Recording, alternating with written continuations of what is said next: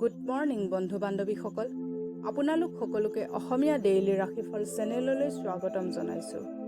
আজি শনিবাৰ 2025 জুন মাহৰ 14 তাৰিখ আৰু অসমীয়া জেঠ মাহৰ 30 তাৰিখ। আজি তিথি তৃতীয়া, পক্ষ কৃষ্ণপক্ষ। আজিৰ জন্ম ৰাশি হৈছে মকৰ ৰাশি। আজিৰ দিনটোত সূৰ্য উদয় হ'ব 4:34 আৰু সূৰ্য অস্ত যাব 6:11। এতিয়া আহিছোঁ ৰাশিফলসমূহলৈ। মেষ ৰাশি। মেষ ৰাশিৰ জাতক জাতিকাসকলৰ আজি স্বাস্থ্য ভালে থকাৰ পূৰ্ণ সম্ভাৱনা আছে। আপোনাৰ ভাল স্বাস্থ্যৰ বাবে আজি আপোনাৰ বন্ধুসকলৰ লগত খেলিব যোৱাৰ পৰিকল্পনা বনাব পাৰে। ৰাতিৰ সময়ছোৱাত আপোনাৰ অৰ্থ লাভৰ পূৰ্ণ সম্ভাৱনা আছে, কাৰণ আপোনাৰ দিয়া ধন আপুনি ঘূৰাই পাব পাৰে। কোনো নতুন সম্বন্ধ আপোনাৰ বাবে লাভদায়ক হোৱাৰ লগতে দীঘলীয়া সময়ৰ বাবেও অটুট থাকিব। আপোনাৰ প্ৰিয়জন আজি বহুত বিৰক্তি অনুভৱ কৰিব, যি আপোনাক মগজুত অধিক চাপ প্ৰয়োগ কৰিব। ঘৰৰ সৰুবোৰৰ লগত কথা পাতি আজি আপুনি নিজৰ অৱসৰ সময়খিনি খুব ভালকৈ ব্যৱহাৰ কৰিব। আত্মীয়ৰ বাবে জীৱনসংগীৰ লগত বাদ বিবাদ হ'ব পাৰে, কিন্তু অন্তত সকলো সমস্যাৰ সমাধান হৈ যাব। সৰু ভাইটিৰ লগত ফুৰিব যাব পাৰে, ইয়াৰ ফলত আপোনাৰ সম্বন্ধ বেছি কটকটীয়া হ'ব। বহমান পানীত তামৰ মুদ্ৰা বহাই দিলে প্ৰেম জীৱন বহুত সহজ হৈ পৰিব। এতিয়া আহিছোঁ বৃষ ৰাশিলৈ। বৃষ ৰাশিৰ জাতক জাতিকাসকলৰ ব্যস্ততা ভৰা দিন হোৱা স্বত্বেও আপোনাৰ স্বাস্থ্য আজি ভালে থাকিব। সন্তানৰ বাবে অৰ্থ লাভৰ পূৰ্ণ সম্ভাৱনা আছে আৰু লগতে সুখ প্ৰাপ্তিও আছে। কোনোবা ঘনিষ্ঠ আত্মীয় আৰু বন্ধুৰ তৰফৰ পৰা পোৱা ভাল খবৰৰ লগত দিনৰ আৰম্ভণি ভালভাৱে হ'ব। ৰোমান্টিক মনোভাৱসমূহত হঠাতে পৰিৱৰ্তন আহিব পাৰে। আজি যি ব্যক্তি আপোনাক লগ পাব তাৰ লগতে বিনম্ৰ আৰু ভদ্ৰ ব্যৱহাৰ কৰিব। বহুত কম মানুহেহে আপোনাৰ এই আকৰ্ষণীয় ব্যক্তিত্বৰ ৰহস্য জানিব পাৰে। যদি আপুনি আজি দিনটো ভালকৈ কটাব বিচাৰিছে তেন্তে চুপে চাপে থকাই মংগল হ'ব, নহ'লে আপোনাৰ জীৱনসংগীৰ মন মেজাজ বেয়া হৈ যাব পাৰে। জীৱনৰ সমস্যাসমূহৰ সমাধান আপুনি নিজে ওলাব লাগিব, কাৰণ লোকে অকল আপোনাক উপদেশ দিব পাৰে, তাতকৈ বেছি একো দিব নোৱাৰে। প্ৰেম জীৱন মসৃণ আৰু সহজ কৰিবৰ বাবে প্ৰয়োজনত থকা কিন্নৰবোৰক সহায়ৰ হাত আগবঢ়াওক। এতিয়া আহিছোঁ মিথুন ৰাশিলৈ। মিথুন ৰাশিৰ জাতক জাতিকাসকলৰ আকৰ্ষণীয় ব্যক্তিত্ব আজি অন্যৰ ধ্যান আপোনাৰ পিনে আকৰ্ষণ কৰিব। বাকী দিনৰ তুলনাত আজিৰ দিনটো আৰ্থিকভাৱে আপোনাৰ বাবে ভাল বুলি পৰিগণিত হ'ব আৰু আপোনাক পৰ্যাপ্ত পৰিমাণৰ ধনৰ প্ৰাপ্তি হ'ব। ঘৰুৱা জীৱন সুখী আৰু সন্তুষ্টিৰে ভৰা হ'ব। আপোনাৰ সম্পত্তি বাঢ়িব আৰু আপুনি সহজতে বিপৰীত লিংগৰ লোকক নিজৰ পিনে আকৰ্ষণ কৰিব। আজিৰ দিনাখন ঘটনাসমূহ ভাল হ'ব, কিন্তু সেই হিচাপে আপোনাক অশান্তিও প্ৰদান কৰিব, যাৰ বাবে আপুনি ভাগৰ আৰু অসুবিধা অনুভৱ কৰিব। আপোনাৰ বৈবাহিক জীৱনত শাৰীৰিক সুখৰ ফালেদি কিছুমান ধুনীয়া পৰিৱৰ্তন পৰিলক্ষিত হ'ব। আপোনাৰ চিন্তাসমূহে আজি আপোনাক আনন্দ কৰাৰ পৰা বিৰত ৰাখিব। অধিক টোপনিৰ পৰা ৰেহাই পাবলৈ ৰূপৰ গজাল বিচনাৰ মাৰি লওক। এতিয়া আহিছোঁ কৰ্কট ৰাশিলৈ। কৰ্কট ৰাশিৰ জাতক জাতিকাসকলৰ আজিৰ দিনটো সুখী আৰু আনন্দৰে ভৰা হ'ব, কাৰণ আপুনি জীৱনটোক সম্পূৰ্ণৰূপে জীয়াব। জীৱনৰ বেয়া সময়ত ধন আপোনাৰ কামত আহিব। সেইকাৰণে আজিৰ পৰা আপুনি অৰ্থ সঞ্চয় কৰাৰ কথা চিন্তা কৰক। ঘৰুৱা বিষয়সমূহত অতি সোনকালে গুৰুত্ব দিয়াৰ প্ৰয়োজন আছে। আজি আপোনাৰ আৰু আপোনাৰ প্ৰিয়জনৰ মাজত কোনোবা তৃতীয় ব্যক্তি আহিব পাৰে। অফিচ যোৱাৰ পিছতে আপুনি আজি ঘৰ সোনকালে যোৱাৰ পৰিকল্পনা কৰিব পাৰে। ঘৰ পোৱাৰ পিছত আপুনি চিনেমা চাব বা পাৰ্কত পৰিয়ালৰ লগত ফুৰিব যাব পাৰে। জীৱননগৰীৰ বেয়া হোৱা স্বাস্থ্য আপোনাৰ বাবে সমস্যাৰ কাৰণ হৈ উঠিব পাৰে।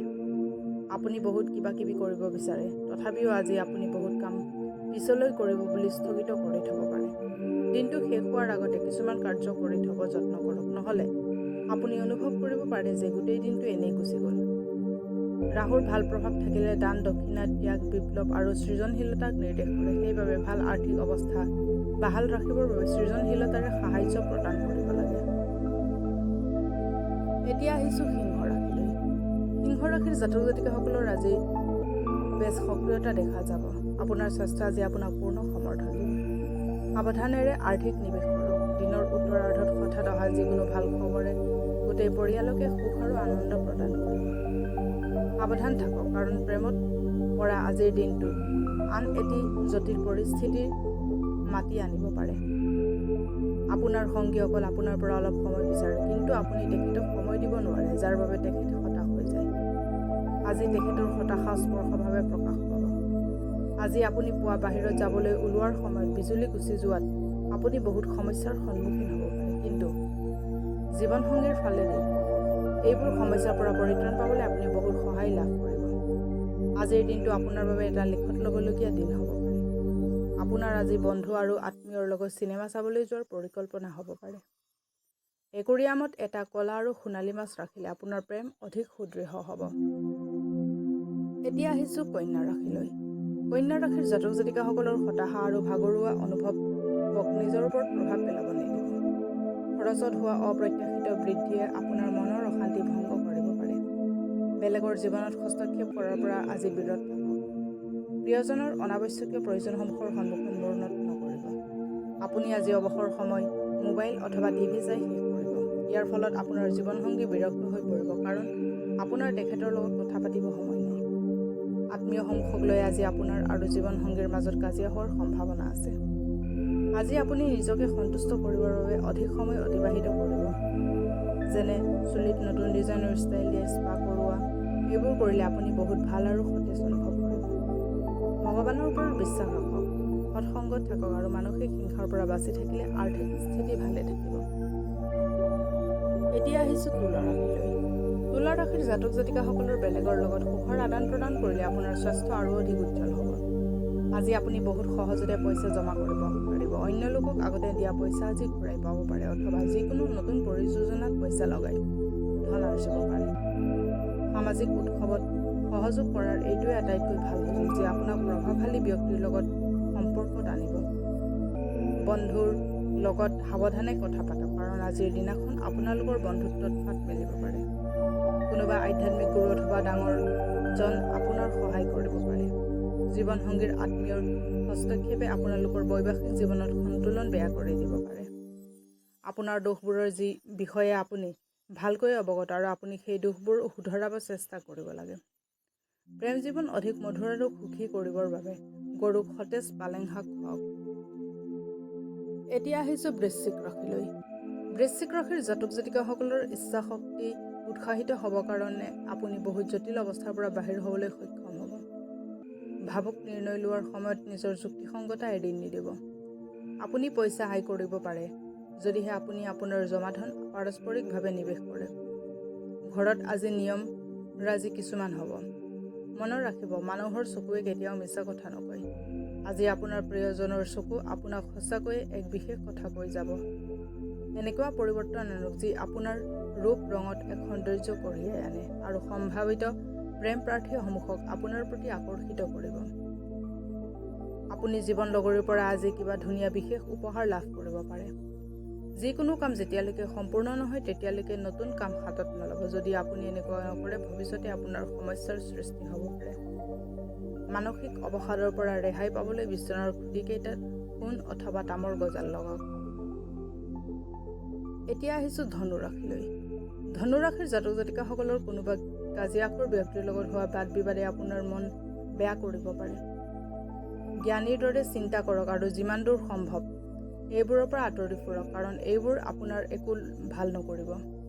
দূৰণিবতীয়া যাত্ৰাই আপোনাক ভাগৰুৱা কৰি তুলিব, কিন্তু যাত্ৰা আপোনাৰ বাবে আৰ্থিক দিশত লাভ কঢ়িয়াই আনিব পাৰে।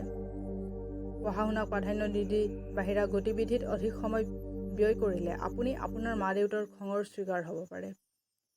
কেৰিয়াৰৰ যোজনা বনোৱাৰ লগতে খেলা ধূলা কৰাও সিমানেই আৱশ্যক। সেইবাবে মা দেউতাক সুখী কৰিবলৈ দুয়ো কামতে সমানতা বৰ্তাই ৰখা উচিত। প্ৰেমিক আজি আপোনাৰ কিবা এটা কথাই দুখ দিব পাৰে। তেখেতে আপোনাক বেয়া পোৱাৰ আগতে আপুনি কথাটো উপলব্ধি কৰি তেখেতক মনোৱাটো আপোনাৰ কৰণীয়।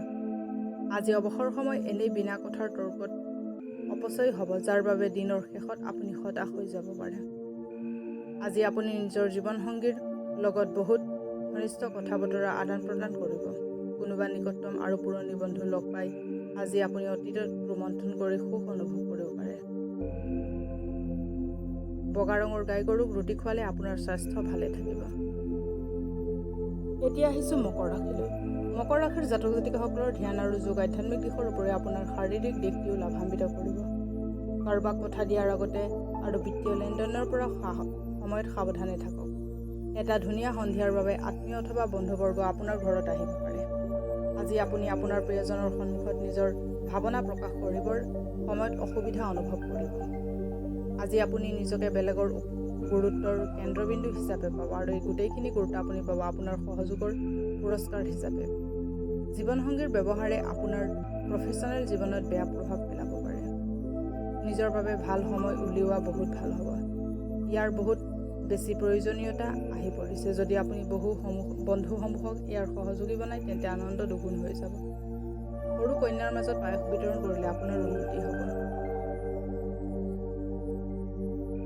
এতিয়া আহিছোঁ কুম্ভ ৰাশিলৈ। কুম্ভ ৰাশিৰ জাতক জাতিকাসকলৰ আজি উৰ্জা আৰু শক্তিৰে ভৰপূৰ হ'ব। আপুনি যি কাম সাধাৰণতে কৰোঁতে এদিন লাগে সেই কাম আজি আপুনি আধা দিনতে সম্পূৰ্ণ কৰিব পাৰিব।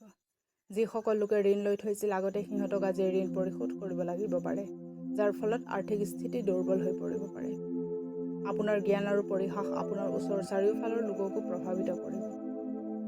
আজি আপোনাৰ হাঁহিত কোনো আৱেগ অথবা অৰ্থ নাথাকিব কোনো শব্দ না কোনো ছন্দ, কাৰণ আপোনাৰ অনুপস্থিতিত মনটো যেন উকা উৰুঙা হৈ থাকিব। নিজৰ আত্মবিশ্বাসৰ লাভ উঠাওক, বাহিৰলৈ ওলাই আহক আৰু কিছু নতুন সম্পৰ্ক তথা বন্ধু বনাওক। আজি আপোনাৰ জীৱনসংগী আপোনাৰ বাবে পৰ্যাপ্ত সময় ওলোৱাত অসম্ভৱ হ'ব। দিনৰ প্ৰথম ভাগত আপুনি অলপ এলাহ অনুভৱ কৰিব পাৰে, কিন্তু যদি আপুনি ঘৰৰ পৰা বাহিৰত যোৱাৰ সাহস গোটাব পাৰিছে তেন্তে বহুত কাম সম্পূৰ্ণ হ'ব পাৰে। আজি প্ৰেমৰ সম্পৰ্ক অধিক শক্তিশালী কৰিবলৈ নিজৰ প্ৰেমিকা অথবা প্ৰেমিকক নীলা ৰঙৰ ফুল উপহাৰ হিচাপে আগবঢ়াওক। এতিয়া আহিছোঁ মীন ৰাশিলৈ। মীন ৰাশিৰ জাতক জাতিকাসকলৰ আজিৰ দিনটোত কৰা দান পুণ্যৰ কামে আপোনাক মানসিক শান্তি আৰু সন্তুষ্টি দিব। আপোনাৰ কষ্ট আৰু কামৰ প্ৰতি থকা উৎসৰ্গতাক লক্ষ্য কৰিব আৰু ইয়াৰ বাবে আপুনি কিছু বিত্তীয় লাভ পাব পাৰে। দিনৰ উত্তৰাৰ্ধত হঠাৎ অহা যিকোনো ভাল খবৰে গোটেই পৰিয়ালকে সুখ আৰু আনন্দ প্ৰদান কৰিব। আপোনাৰ এই চমৎকৃত আৰু উজ্জ্বল চকু দুযোৰে আপোনাৰ প্ৰিয়জনৰ এন্ধাৰ ৰাতিও পোহৰ কৰি তুলিব পাৰে। আপোনাৰ ঘৰৰ মানুহ আজি আপোনাৰ লগত বহুতো সমস্যা ভাগ বতৰা কৰিব পাৰে, কিন্তু আপুনি নিজৰ পৃথিৱীতে মছগুল হৈ থাকিব আৰু খালী সময়ত কিছুমান এনেকুৱা কাম কৰিব যিবোৰ কাম কৰি আপুনি সঁচাকৈ আনন্দ লাভ কৰিব। বৈবাহিক জীৱনক অধিক সুখময় কৰিবৰ বাবে আপোনাৰ প্ৰয়াস আপোনাৰ আশাতকৈ অধিক ফলপ্ৰসূ হ'ব। গোটেই দিন এনেই বহি থকাতকৈ আপুনি আজি এখন ভাল কিতাপ পঢ়িব পাৰে, নহ'লে ব্লগ পোষ্ট লিখিব পাৰে। বেচনৰ হালোৱা বনাই খাওক আৰু বেলেগকো খুৱাওক। এনেকৈ ৰন্ধা বঢ়া কৰিলে আপোনাৰ ভিতৰৰ ৰান্ধনীগৰাকীৰ লগতে আপোনাৰ মনটোও সুখী হ'ব। আজিলৈ ৰাশিফলৰ ভিডিঅ'সমূহ ইমানেই। যদি ভিডিঅ'বিলাক ভাল লাগে লাইক কৰিব, কমেণ্ট কৰিব, শ্বেয়াৰ কৰিব আৰু ডেইলি ৰাশিফলৰ ভিডিঅ'সমূহ পাই থাকিবলৈ চেনেলটো ছাবস্ক্ৰাইব কৰি ৰাখিব। ধন্যবাদ।